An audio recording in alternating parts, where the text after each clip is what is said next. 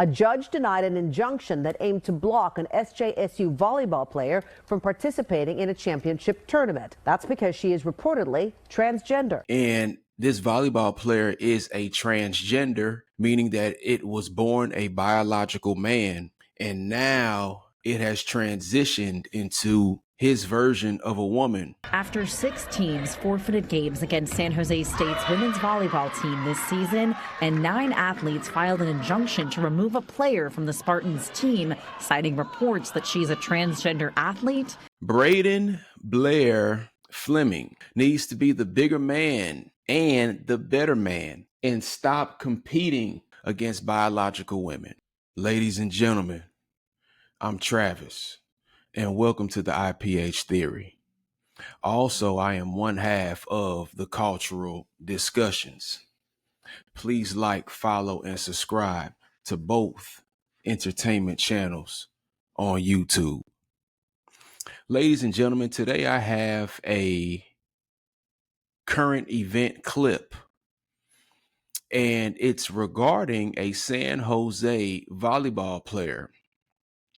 And this volleyball player is a transgender, meaning that it was born a biological man, and now it has transitioned into his version of a woman. And a lot of people have an uproar because technically men should not be competing with women. But anyway, let us check out this news clip. Decision by a Colorado judge tonight that both San Jose State and the Cal State University system are calling a victory. A judge denied an injunction that aimed to block an SJSU volleyball player from participating in a championship tournament. That's because she is reportedly transgender. NBC Bay Area's Emma Goss has more on the controversy and what comes next in the legal process. San Jose State University is celebrating the court's decision today. Meanwhile, the opposing counsel has already filed an intent to appeal. After 6 teams forfeited games against San Jose State's women's volleyball team this season, and 9 athletes filed an injunction to remove a player from the Spartans team, citing reports that she's a transgender athlete, a judge has now weighed in on the growing controversy, giving SJSU a win, not on the volleyball court, but in federal court. The court said there was no harm in allowing the tournament to go forward and this player continuing to participate. In a statement, San Jose State said the university was gratified the court rejected an 11th hour attempt to change the rules of the conference, adding, "Our team looks forward to competing in the Mountain West volleyball tournament this week."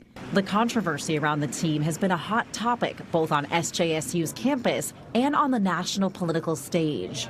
I'm really happy about that because I do not feel that it was appropriate for whoever decided to come forward and out her. It was none of their business. With an appeal pending, the case is about to get volleyed through the federal courts and could ultimately be settled by the nation's highest court, says legal analyst Stephen Clark. Because the Trump administration made transgender issues a centerpiece of their political platform, you're likely to see this case addressed very quickly. Transgender rights are already constitutionally protected, and the Mountain West tournament has rules allowing transgender athletes to compete. But a Supreme Court ruling would be the final word on whether transgender athletes can compete in women's sports across the board. At the end of the day, it's going to be important to how you balance transgender rights with also the rights of women to participate in their sports. In San Jose, Emma Goss, NBC Bay Area News. You all heard what I heard. A transgender volleyball player. They call him Blair Fleming.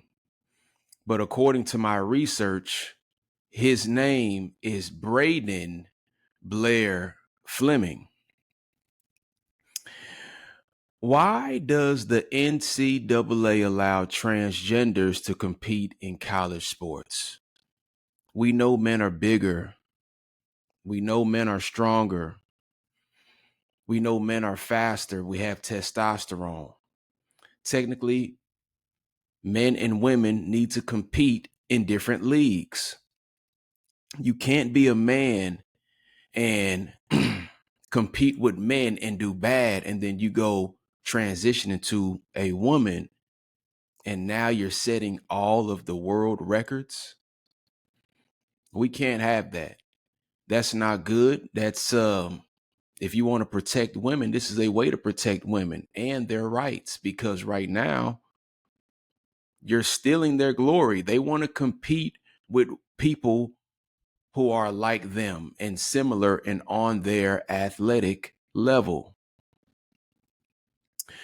Braden Blair Fleming needs to be the bigger man and the better man and stop competing against biological women. Look, whenever I see a transgender man, meaning that you were born a woman and then you transition into a man, I don't never really see them trying to compete in sports. But for some odd reason, the transgender women, the biological men who transition into a woman, they always want to join in sports. And I'm not bashing here. I'm not trying to be mean. I'm literally just calling out what needs to be called out.